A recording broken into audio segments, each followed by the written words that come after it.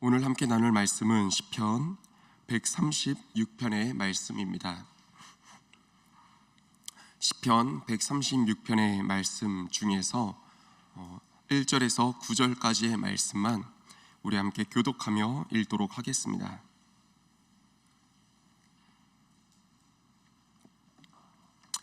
시편 136편의 말씀을 함께 교독하며 읽겠습니다.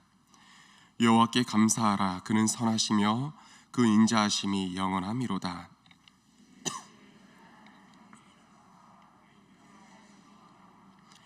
주들 중에 뛰어난 주께 감사하라. 그 인자하심이 영원함이로다.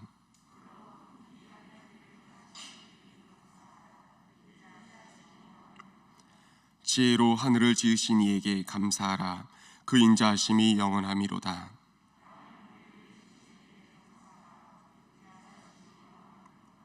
큰 빛들을 지으신 이에게 감사하라. 그 인자하심이 영원함이로다.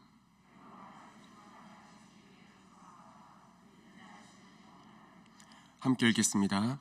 달과 별들로 밤을 주관하게 하신 이에게 감사하라. 그 인자하심이 영원함이로다. 아멘. 오늘 말씀 제목을 함께 읽어보도록 하겠습니다. 함께 읽겠습니다. 그러니 감사할 수밖에 라는 제목을 가지고 함께 말씀 나누도록 하겠습니다. 사도 바울은 데살로니가전서 5장 18절 말씀, 범사에 감사하라. 이것이 너희를 향한, 예수 안에서 너희를 향한 하나님의 뜻이니라 라는 이 말씀을 통해서 우리를 향한 하나님의 뜻이 감사임을 고백하고 있습니다. 하나님의 명령인 것입니다. 모든 일에 감사하는 것이 바로 우리에게 바라는 하나님의 마음인 것입니다. 그럼에도 불구하고 우리는 실제로 감사하지 못하고 살아갈 때가 참 많습니다. 그런데 감사하지 못하는 이유를 살펴보게 되면요, 감사할 내용이 없어서가 아니더라고요. 감사해야 될 것들에 대해서 너무나 당연하게 우리들이 여기고 생각하고 받아들이기도 하고, 또 감사할 그 내용에 대해서 우리가 생각해 보지 않기 때문에 우리 삶 가운데서 감사가 부족한 것이 아닐까 생각을 해봅니다. 그런데 시편이 136편을 지은 이 시인 저자는 자신의 시 전체를 통해서 하나님께 감사해야 될 것들에 대해서 구체적으로 하나하나 이렇게 기록을 해 나가고 있습니다. 너무나 당연해 보이는 것들도 시편 기자는 감사함으로 노래를 하고 있습니다. 해와 달을 보는 것, 우리가 숨쉬는 것, 너무나 당연하기 때문에 우리는 감사하지 못했는데 시편 기자는 당연하게 생각했던 것, 그냥 일상적으로 받아들이는 것들까지도 다시금 되새기면서 하나님께 감사를 고백하고 있다는 것입니다. 그러다 보니 이 시편 136편의 이 전체적인 말씀이 마치 우리 은평교회가 2023년을 시작하며 우리가 시작한 감사 노트와도 같다고 보여집니다. 시편 기자를 보니까 일상의 감사를 쭉 적어가고 있는데, 오늘날 저와 우리 성도님들도 감사 노트에 하루 5가지 감사를 그렇게 고백하고 있지요. 시편 말씀을 보면서 그런 생각을 했습니다. 사도행전은 28장으로 마치게 되잖아요. 근데 그 끝 마무리가 이제 약간은 어중간하다 보니까 사도행전 29장이란 말이 이렇게 나옵니다. 오늘날 우리의 삶 가운데서 써 내려가야 될 그 말씀, 오늘날 우리 삶 가운데서 성령의 역사로 말미암아 써 내려가야 될 그 본문 말씀이 사도행전 29장이다, 이렇게 또 얘기를 하지 않습니까? 마찬가지로 시편 136편이 일상의 감사를 적어낸 이 내용이라면 오늘날 우리들도 우리의 삶 가운데서 시편 136편을 써 내려갈 수 있지 않을까 생각을 해봅니다. 하루 5가지의 감사 제목, 1년 365일을 써 내려가는 가운데 올해 2023년 우리 성도님들의 삶 가운데서 약 1800여 가지의 시편 136편의 말씀이 삶 가운데 기록되어지게 되기를, 이 시의 한 편을 작성하게 되시기를 소망하며 축복합니다. 오늘 시인이 하나님께 감사하는 이 시 말씀을 보면서 우리의 삶 가운데서 회복되어야 될 그 감사의 내용은 무엇인지, 그리고 우리 각자는 어떠한 감사의 그 시를 써 내려갈 수 있을지 오늘 말씀을 통해서 조금 더 살펴보는 시간들 갖도록 하겠습니다. 먼저 우리가 생각할 것은요, 범사에 감사하는 사람들은 모든 일들을 통해서 감사의 내용들을 발견한다는 것입니다. 오늘 시편의 20편 기자를 보면 일반적으로 그냥 지나쳐갈 만한 그 것들을 보면서 하나님께 감사할 것들을 발견하고 또 노래하고 있습니다. 누구라도 아무 생각 없이 바라볼 그 해와 달들을 보면서도 그것들을 지으시고 또 섭리하시는 하나님으로 인해서 감사하고 있는 시편 기자의 모습을 볼 수가 있습니다. 마치 우리의 삶 속에서 이루어지는 일상적인 그 일들을 보면서 그 안에 감추어진 감사의 내용을 발견하고 찾아가고 있는 것입니다. 감사의 시작은요, 우리에게 베풀어 주신 일상의 삶을 통해서 하나님의 은혜를 찾고 감사하고 그것을 누리는 것입니다. 그런데 사단은 우리의 대적자, 사단 마귀는 우리로 하여금 감사의 삶을 살아가지 못하도록 끊임없이 방해하고 있습니다. 하나님께서 행하신 그 선한 일들을 보지 못하도록 우리들의 마음과 눈을 가리고 있습니다. 그리고 그 보여지는 것들에 대해서 부정적인 것으로 해석하게 하고 또 원망과 불평의 마음을 가지게 하면서 우리의 마음을 병들게 하고 시들게 하는 그 존재가 사단 마귀입니다. 살다 보면 어려운 순간은 늘 오는 것 같습니다. 누구라도 맞이하게 되는 것 같습니다. 하지만 그토록 어려웠던 때에도 우리 성도님들 생각해 보시면요, 감사할 내용이 있었습니다. 감사할 내용이 있었고 또 같은 상황, 같은 환경을 마주했어도 감사하는 사람들이 있었습니다.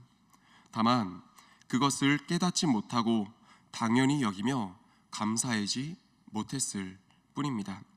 그런데 감사로 주변을 바라보게 되니까 감사할 것들이 마치 흙 속에 묻혔던 보물이 이 보물과 같이 번쩍거리며 올라오게 되는 것을 우리가 깨닫게 됩니다. 하나님께서 우리에게 행하신 그 일들, 선하신 일들을 찾고 그 일들에 대해서 감사할 때 범사에 감사하는 삶을 사는 저와 우리 성도님들 삶이 되어질 줄 믿습니다. 아멘. 그리고 두 번째로 우리가 살펴볼 것은요, 감사하는 사람은 하나님의 존재와 그 성품만으로 감사할 수 있다라는 것을 우리가 기억했으면 좋겠습니다. 오늘 말씀 가운데서는요, 이 시편 기자에게는 감사하는 일들만 있는 것처럼 보여집니다. 그런데 우리 조금만 더 살펴보겠습니다. 이 감사와 감사 사이에 얼마나 수많은 고통이 있었는지 생각을 해보겠습니다. 애굽의 장자를 치신 이에게 감사라는 그 말씀이 오늘 읽지는 않았지만 10절에 나오고 있습니다. 그런데 그 이면에 어떤 일들이 있었습니까? 애굽에서 종로로 타던 그 고통의 시간이 있었습니다. 다음 절에 홍해를 가르신 이에게 감사라고 했을 때에도 홍해로 인해서 길이 막혀서 어찌할 바를 모르고 뒤쫓아오는 그 애굽 군사들로 인해서 마음 졸이던, 아니 그 마음이 정말 녹아 들어가던 그런 고통의 순간이 있었습니다. 그리고 광야를 통과하게 하신 이에게 감사라는 이 말씀, 이 고백이 있지만 그 이면에는 어떤 사건이 있었습니까? 광야 40년 동안 그 거친 땅을 지나가면서 이 힘들었던 그 고통의 시간 또한 있지 않았습니까? 그럼에도 시인이 하나님께 감사하자라고 이렇게 하는 것은 하나님께서 하신 모든 일들이 감사할 만한 일들이기 때문에 감사하자는 것이 아니었습니다. 비록 감사와 이 감사 사이에 말씀드렸던 것처럼 고통의 순간과 고통의 시간들이 있었지만은 그러한 일들을 허락하신 하나님의 선하심과 인자하심을 믿기에 그 시간들 후에 하나님께서 이루어 나가시고 또 통과하게 하실 가나안의 그 적과 꿀이 있기 때문에, 인자하심과 신실하심이 있기 때문에 시편 기자는 감사하자라고 하고 있는 것입니다. 그래서 시인은 1절에 이렇게 감사를 합니다. 여호와께 감사하라. 그는 선하시며 그 인자하심이 영원함이로다. 시편 기자의 감사는 하나님께서 내가 좋아하고 기뻐할 만한 일들을 해주셨기 때문에 감사하는 이 조건적인 감사라 하죠. 조건적인 감사를 초월하고 있습니다. 비록 애굽에서 종노릇하고 있고 광야의 거친 땅을 가며 굶주리고 피곤할지라도 그것이 선하시고 인자하신 하나님의 뜻 가운데 일어난 것임을 믿고서 감사하는 것이었습니다. 우리가 좋은 환경에 있든지 또 나쁜 환경에 있든지 편안하든지 불편하든지 푸른 초장에 있든지 아니면 음침한 골짜기에 있든지 상관없이 하나님은 선하시고 그 인자하심이 영원하신 줄 믿습니다. 우리의 감사는 이처럼 상황에 근거한 것이 아니라 하나님 그 존재 자체에 대해서 하나님의 그 선하심과 인자하심에 근거함으로 말미암아 감사를 고백하는 저와 우리 성도님들의 삶이 되기를 소망하며 축복합니다. 아멘. 특별히 우리는 추수감사절의 유래가 된 그 청교도의 그 삶을 통해서도 이 감사를 한번 생각을 해보았으면 좋겠습니다. 16세기, 17세기의 유럽은 로마 카톨릭 교회의 부패에 반대해서 개신교가 일어난 시기였습니다. 찾아보니 영국도 로마의 카톨릭으로부터 독립하여서 영국만의 국가교회를 만들었습니다. 근데 영국 교회가 이 국교회를 만들었지만 그 계기가 신앙적인 순수한 이유가 아니었습니다. 정치적인 이유가 그 근본이었더라고요. 당시 이제 영국 왕이었던 헨리 8세가 다음 이제 왕자를 낳지 못하는 왕비와 이혼을 하고자 하는데 이 로마 카톨릭에서 이 이혼을 허락해 주질 않을 것이라 생각을 했기 때문에 헨리 8세는 로마 카톨릭 교회의 간섭을 받지 않기 위해서 이 로마 카톨릭과 결별을 하고 자신이 교회의 머리가 되는 영국만의 국가 교회를 세우게 됩니다. 그러면서도 속은 그렇게 자신이 왕이 되어 있고 머리가 되어 있지만 그 교회의 외형적인 모습은 로마 카톨릭 형태를 따르고 있는 그런 국교회를 세웠던 것입니다. 이런 모습을 보면서 영국에서 이 개신교인들 중에서도 순수한 신앙을 가졌던 이들이 있었습니다. 그리고 그것을 유지하고자 하는 사람들이 있었습니다. 그리고 그들은 자신들을 하나님의 말씀대로 사는 정결함을 추구하는 사람이라는 뜻의 이 퓨리탄 청교도들이라고 했고요. 그들은 이제 영국을 떠나서 순수한 신앙생활을 할 수 있는 그곳을 찾기 시작했습니다.